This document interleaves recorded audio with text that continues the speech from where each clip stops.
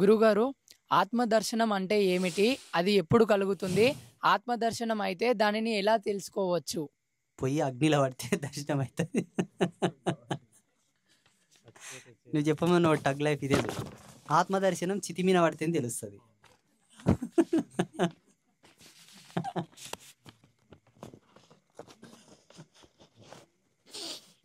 నేను మంచి మూడ్లో చెప్తున్నా, నీవు అనవసరంగా చిన్నగా చెప్పు, టగ్ లైఫ్ చెప్పండి. మళ్ళీ నిజంగా హరిశ్చంద్ర ఘాట్ల మణికర్ణ ఘాట్ పోయి చూస్తే ఈజీగా ఆ వెలుగుతున్న అగ్నిలో కొన్ని శకలాలు కనబడతాయి. కపాలం పట్టున వగిలినప్పుడు ఆత్మ అగ్నిలో కలిసి వెళ్తూ ఉంటుంది. అప్పుడు చూస్తే ఇంక ఆత్మ లైవ్ అయినట్టు.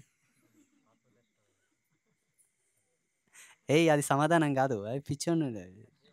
నీవు పిచ్చి నేను పిచ్చి అన్నట్లాగా అవుతుంది ఆ క్వశ్చన్. జరాగు చెప్తా, అది కంటిన్యూ నడుస్తుందా? ఆత్మదర్శనం అంటే రెండు ధర్మాలతో సిద్ధిస్తున్నది. ఒకటి యోగంతో సాధించబడేది, రెండు భగవంతుని యొక్క కృప, గురువు కృపతో దొరికేది. అది ఆత్మదర్శన, ఆత్మ సాక్షాత్కారమైనటువంటి సిద్ధి, యోగం, అనుగ్రహం. అది గురువుకు సంబంధించింది స్వామి.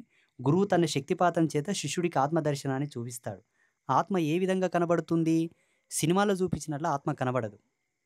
ఆత్మకు రెండే ధర్మాలు ఉన్నాయి. నీ శరీరం ఎలా ఉంటుందో at the same picture of soul, నువ్వు ఎలా ఉంటావు అలాగే కనబడుతుంది స్వామి.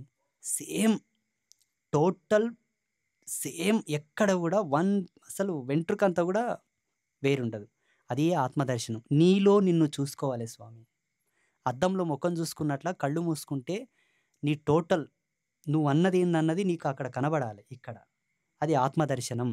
చాలామంది జ్యోతి కనబడింది, ఒక జ్యోతి వెలుగుతున్నట్టు, ఒక లైట్ బ్లింక్ అయింది అంటుంటారు. అది ఆత్మదర్శనం కాదు, పరమాత్మ దర్శనం. అది పరంజ్యోతి దర్శనం. అది వేరు. ఆత్మ అంటే నువ్వేంటో శరీరంతో ఉన్నది శరీరం. శరీరంతో బయటకు వచ్చిన తర్వాత కనిపించేది ఆత్మ. దీనికి వెయిట్ ఉంటుంది శరీరానికి, దీనికి వెయిట్ ఉండదు. ఇది దొరుకుతుంది శరీరం, అది దొరకదు. కానీ సేమ్. ఇదేమో కాలిస్తే కాలిపోతుంది, తడిపితే తడుస్తుంది, దొబ్బితే పడిపోతుంది. ఇది తడవదు, కాలదు, పడిపోదు, దొరకదు, చిక్కదు, కానీ సేమ్. దీని ఫిజికల్ యాక్టివిటీస్ ఉంటాయి, దానికి ఉండవు. ఇంతే తేడా. కానీ సేమ్ షేడ్, ప్రతి ఛాయ, అది ఆత్మ. పెద్దలు ఏమంటారు ఒక మాట,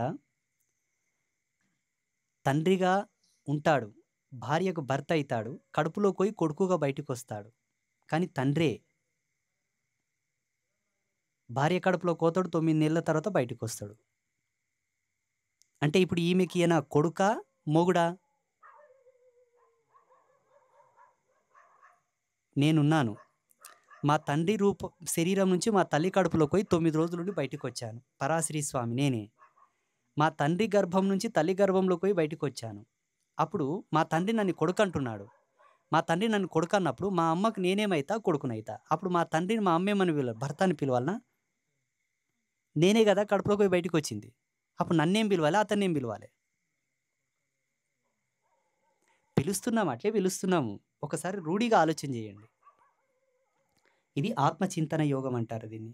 అప్పుడు తెలుసుకోబడితే ఏమర్థమవుతుందంటే, తన ఛాయ, తన నీడ, తన రేతస్సు, తన తేజస్సు తల్లి కడుపులోకి నా రూపకంగా బయటకు వచ్చింది. అప్పుడు తనే నేను, నేనే తను. ఇది ఒక విధమైనటువంటి పారదర్శక ఆత్మదర్శనం. మీకు అర్థం కాదు, నాకు అర్థమైపోయింది.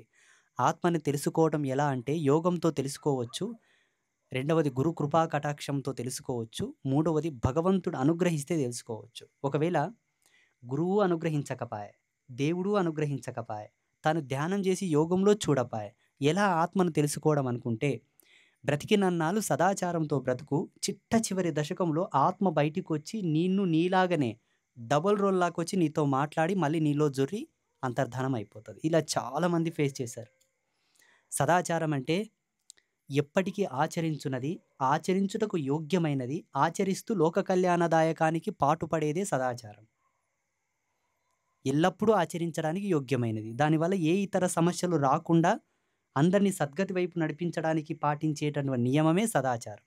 అలా పాటించిన వాళ్ళు చివరి దశకంలో 1 సెకండ్ 2 సెకండ్లు చనిపోతారనంగా ఈ శరీరానికి సేమ్ ఒక రూపం బయటకు వచ్చి తనతో మాట్లాడి ఆ దైవచింతనను షేర్ చేసుకొని మళ్ళీ తనలో ఇమిడి శివైక్యం చెందిన వాళ్ళు చాలామంది ఉన్నారు. ఇలా కూడా ఆత్మదర్శనం చేయొచ్చు. ఆ సదాచారం ఏంటన్నది సద్గురువులను ఆశ్రయిస్తే చెప్తారు. కొన్ని సినిమాల్లో యాక్సిడెంట్ అయిన తర్వాత లేస్తాడు, నిలబడతాడు చూడండి. అదే ఆత్మ. నా నలుగురు సినిమాలు లేవాడాయన పండుకున్న తర్వాత. అదే ఆత్మ. ఆత్మ అంటే నువ్వే.